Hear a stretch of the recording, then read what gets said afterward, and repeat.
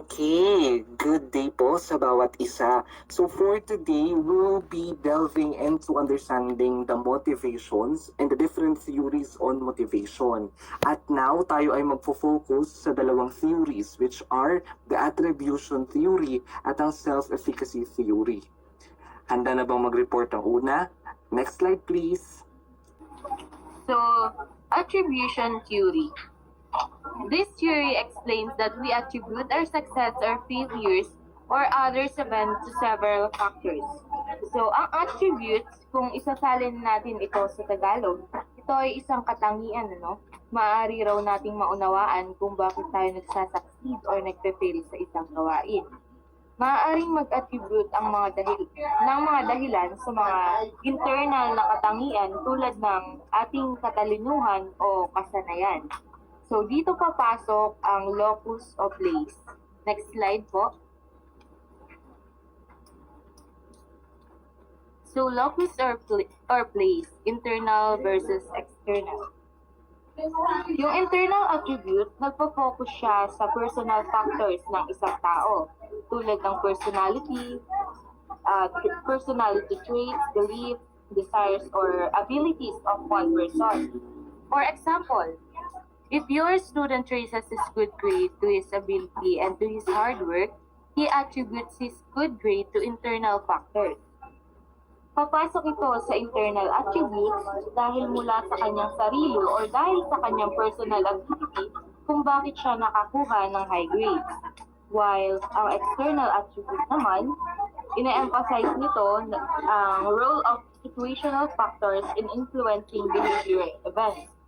When making external attributes, individual attribute behavior through external circumstances gaya ng environment, social pressure, or luck. So, example dito, if your student claims that his good grade is due to the effective teaching of his teacher or to the adequate library facilities,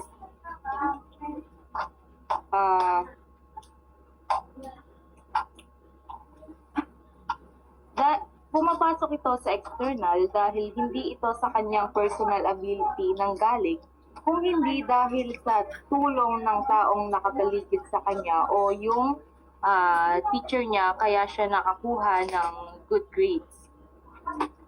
The next one is stability or stable versus unstable. Refer to the degree to which events or characteristics remain consistent over time.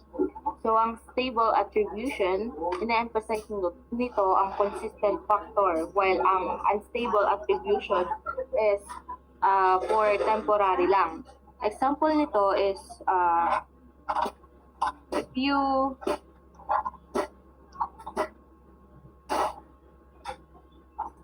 attribute your poor performance to what you have inherited from your parents, then you are attributing the cause of performance to something stable, something that cannot change because it is in your genes. While yung sa unstable naman is if you attribute it to the excessive watching of TV, then you are claiming that your poor eyesight is caused by unstable factor, something that can change. So, papasok ito sa unstable factor dahil pwede nating mabago sa pamamagitan ng halimbawa pagbabawas ng time sa panonood ng TV, mga ganon. So, yun lamang po. Thank you. Next po. Okay, yun no. Pumunta naman tayo sa controllability. Sa controllability, ito yung controllable versus uncontrollable. Ito yung mga factors na kontrolado at hindi kontrolado ng bata. For example, if kiniklaim ni student na yung poor academic performance niya, ang dahilan ay ineffective teaching strategy ni teacher, ibig sabihin, ina-attribute niya yung poor performance niya sa mga factors na hindi niya kontrolado. However, kapag naman ina-admit ni student yung poor class performance niya, ang dahilan ay poor study habits at low motivation, ibig sabihin, ina-attribute niya yung mga ganitong event sa mga factors na kontrolado niya. Dito tayo sa paano nakakaapekto ang attribution sa motivation. Kapag ina-attribute ni student yung success or failure niya sa isang bagay na nasa sa kanya or kontrolado niya, mas malaki yung factor na mamomotivate siya. Kasi kontrolado niya yung dahilan nasa sa kanya na nasa sarili niya. However, kapag naman yung success or failure ni student ay something na wala sarili niya, hindi siya yung dahilan, mas malaki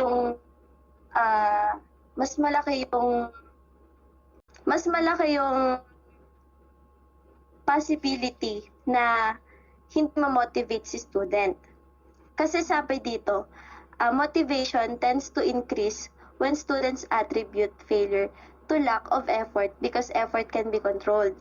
Sabi dito, mas nag-i-increase yung motivation kapag ina-attribute ni student yung failure niya sa lack of effort.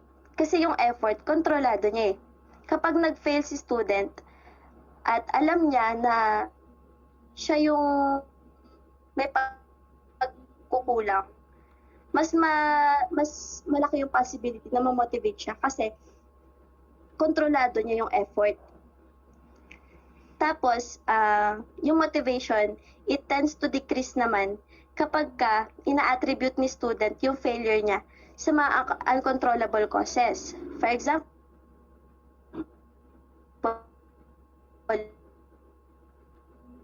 yung luck or ability if you do tend to attribute their success to internal causes. Sabi dito, ayan, okay. Sabi dito, this is something interesting. People tend to attribute their successes to internal causes. For example, high ability and hard work. And yung failures naman, ina-attribute natin siya sa mga external causes like luck or behaviors of others. Sabi dito, tayong mga tao, kapag nagsasucceed tayo sa isang bagay, ina-attribute natin siya sa mga characteristics natin. For example, let's say kapag nakapasa ka sa quiz or nakakuha ka ng mataas na score, sasabihin mo na, nag-aral kasi ako na mabuti. Hardworking kasi ako, pinagpuyatan ko yan, pinagtrabahuhan ko talaga, masipag ako mag-aral, kaya ako nakakuha ng high score. Pero, kapag naman nag-fail tayo, i-attribute natin siya sa mga bagay na hindi natin kontrolado, sa mga bagay na hindi tayo yung may gawa. For example, plano mong mag-ipon, pero hindi ka makapag-ipon.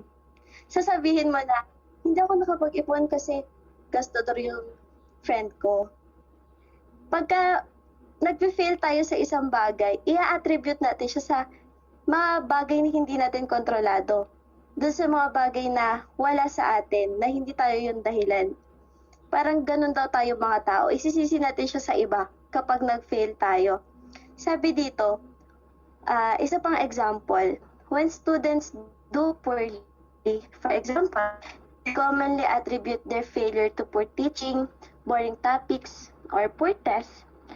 Ang poor academic performance ni student ay kasalanan ng ibang tao, hindi niya kasalanan. Kasi pag nag-fail siya, hindi niya i-attribute yun sa sarili niya. Kasi nag-fail siya Pero pag nag-succeed siya sa isang bagay, i-attribute niya yun sa sarili niya. Ganun po siya. Ganun lang siya. Sana na-gets. Ayan na. Next slide po tayo. Okay, naman tayo sa relationship among dimension of contribution. Nasabi dito, gaya ng discuss ni Ms. Escarmosa, na yung ability daw, yung locus niya, yung location niya, ay inside the learners. Tapos, stable daw siya at hindi siya na-change. Tapos yung learner niya, yung control of learning niya, hindi siya hawak ng student.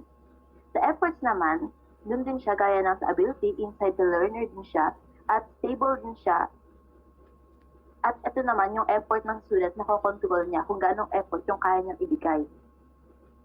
Sa lack naman, outside the learner din yung locus niya at yung stable niya unstable kasi hindi naman natin alam kung saswertihin ba tayo o hindi. Hindi natin hawak yun. Tapos, learner out of control siya. Sa task difficulty, outside the learner's yung locus niya, tapos unstable din yung task difficulty kasi hindi naman natin hawak kung difficult ba yung ibigay sa atin task o hindi. Tapos learner out of control din po yun. Next slide po. Sa self-efficacy naman po, sinasabi dito, a sense of high self-efficacy means a high sense of competence. Self-efficacy is the belief that one has the necessary capabilities to perform tasks, to fulfill role, expectation, or meet the challenging situation successfully. Sinasabi po dito na kapag ang isang tao ay naniniwala na meron siyang kakayahan or capabilities or necessary skills para magawa niya yung task na yun, ay magagawa niya daw yung isang particular task na yun. Kasi po, di ba, yung mga students or tayong mga tao, na kapag naniniwala tayo na kaya natin gawin yung isang task, magkakaroon tayo ng motivation o motivate tayo na gawin yung task na yon. At kapag motivated tayo, ay mas nagpuput tayo ng mas madaming effort para magawa yung task na yon. Sinasabi din po dito na the secret, therefore, to enhancing intrinsic motivation is to enhance our student sense of self-efficacy. Social cognitive theories identified several self-efficacy enhancing strategies. Ito naman po yung mga strategies na ma-enhance yung self-efficacy ng mga students. Una po, yung mastery of basic skills. Kasi like yung 3 R's, yung reading, writing, and arithmetic. Kasi po, di ba, kapag tayo na-master natin yun. Kasi ayun yung magiging stepping stone natin. Stepping stone ng mga students para mas matakal o mas matutunan natin yung mga difficult skills or mas magawa natin yung mga difficult stuff. Tapos, sa experience naman po, kapag yung student, nakikita nila na nag-success yung Cap 1 na students, motivate sila na maniniwala sila sa sarili na kaya din nila maging successful. Pwede pong gawin dito ng mga teachers ay ipanood nila sa mga students yung mga video or ikwento nila sa mga students yung kwento ng mga natin ng students na naging successful sa buhay. Para yung mga students, ma-motivate sila at maniwala rin sila sa kakayahan nila. Tapos,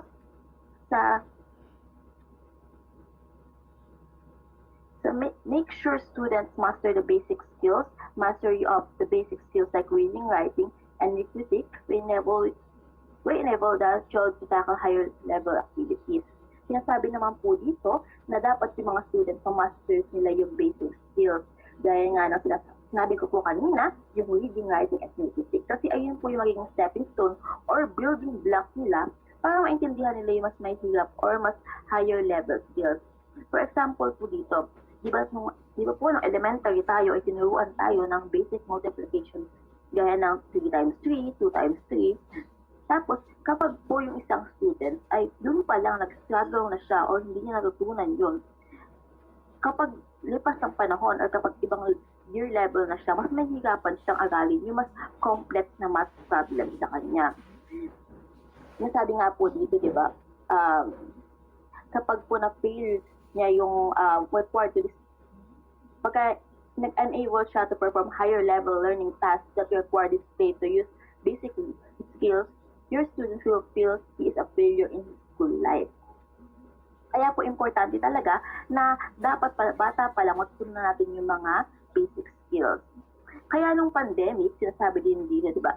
Kaya nung pandemic, ang Department of Education ay may inilabas silang policies na tinatawag na MELC or Most Essential Learning Competencies na naglalayon na yung mga students ay maging proficient sa mga core areas para ma-enhance yung kanilang self-efficacy. Kasi po, by promoting the understanding of or reinforcing the basic skills or foundation skills ng mga students, magkakaroon sila ng strong base for future learning nila at magiging confident sila sa mga skills na tinataglay nila. Ayun lang po. Ayun po. So, dumako naman na po tayo sa karugtong po ng ating discussion. Ayun. So, to help them make noticeable progress on difficult tasks, you like to give up climbing a mountain when you feel that you are not making progress at all. So, syempre, as a teachers, syempre, nanonotice natin yung difficult part ng mga learners natin dahil nga we have different learning capacities, we have different abilities na kung tawagin. And syempre, as a facilitator na para tayong, yun nga, gaya ng sinabi dito na we're like to give up climbing a mountain when you feel like not making progress. Kumbaga parang sa atin din nagsisimula yung in progress kapag sumusuko na tayo kahit na hindi pa natin siya na-address na paano natin siya ma-address ng mga students na ayan, ganun. Ayun. When you have spending hours and hours on difficult tasks when you seem not be progressing, you're made to think that your efforts are leading nowhere and you want to give up. That's why in good that you have to see progress while you're working on your difficult tasks, the knowledge that you're progressing inspire you to keep it on. So, syempre, despite na marami tayong kinakaharap na challenges pagdating sa learning and syempre, in assessing the student's capacity. But we are optimistic dapat na dapat makita natin yung mga progress na ginagawa natin and in every way, in every steps na ginagawa natin, dapat may learnings tayo na nakukuha doon so that sa mga susunod pa na panahon or with the same task na gagawin natin for the other day or mga susunod pang panahon ay alam na natin or mas magkakaroon tayo ng inspiration para mas magpatuloy ito. So another thing is communicate confidence and students' abilities through words and actions. Siyempre, as facilitator, hindi lang tayo dapat na tayo lang nag-build sa sarili natin, but also, we should communicate to our students' abilities, to our words and actions na, siyempre, tayo nga facilitator is nahihirapan na. How about those students na nag-i-struggle pagdating sa kanilang learning abilities? So, dapat, meron tayong strong connections with them na i-motivate natin sila, ganun. And, ayun, express confidence that your students will, with all abilities, can easily tackle with the learning task. So, ayun, dahil nga, dapat maggawa rin tayo ng mga tasks na mas mabibuild yung confidence ng mga students and mas magkakaroon sila ng inspiration na magpatuloy sila sa mga ginagawa nila, especially with the academics. Words like, if you were not able to do a more difficult task yesterday, what you're asked to do today is much easier than that of yesterday.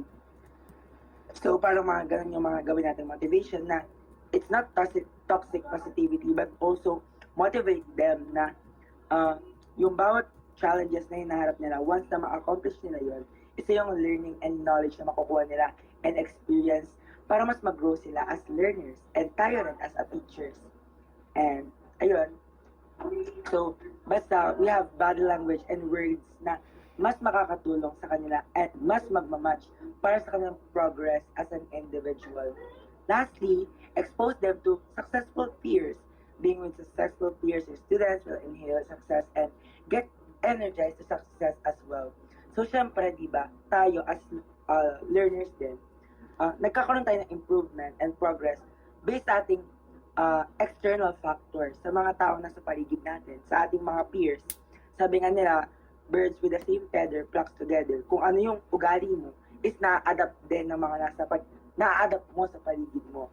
So, ayun, let's establish yung mga peers na mas makakatulong sa mga learners natin and mas magkakaroon din sila ng success pagdating sa mga ginagawa nila. Sabi nga ni Mumford noong 2004, success is infectious in the same way that failure is also contagious. So, syempre, napakahirap yun ng success but also may counterpart yun sa failure so that once we experience those failures, alam na natin yung fuel natin upang mas magkaroon tayo ng andar patungo sa success natin as an individual. So, dapat as teachers, tandaan natin na tayo yung magsisilbing fuel sa mga bata na yan and sa mga learners na yan na mas magpatuloy pa despite sa mga problema nila or learning gaps na hinaharap nila as a student sa school and sa different parts ng community. Okay po. Next. Ayan, sorry if baka hindi ako masyadong marinig because there are rains, but let us discuss other recommendation for motivation theories. Okay? So una, provide competence promoting feedback. Dito sinasabi lang na imbes na discouraging words, races to promote betterment yung mga pwede nating i-deliver sa ating mga estudyante. Kung saan we can use constructive criticisms rather than destructive ones.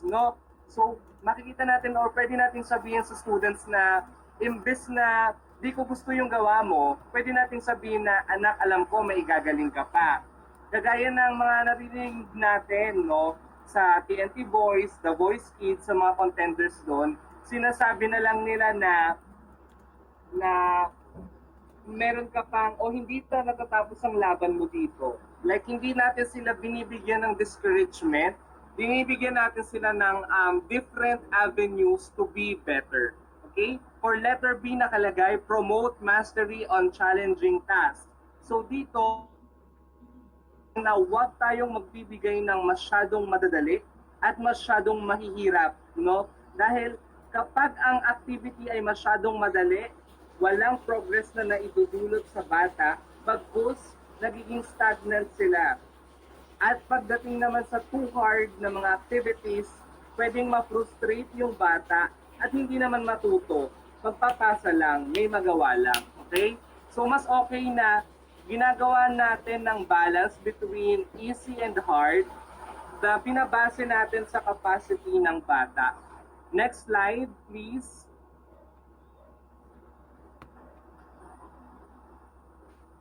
Ayan, nakalagay dito, promote self-comparison rather than comparison with others. Dito sinasabi lang na sarili mo ang kalaban mo. Kumbaga, tanggalin natin sa isipan natin yung konsepto na takot tayo malamangan kasi pag na-instill yan sa sarili mo, hindi ka na matututong pumalakpak sa pagkapanalo ng iba. Like, matutuwa ka pa na natatalo sila. So, mas okay na ang sarili natin yung tinitignan nating kalaban at ang progress sa sarili natin yung dapat na maging basihan natin, hindi yung progress ng iba.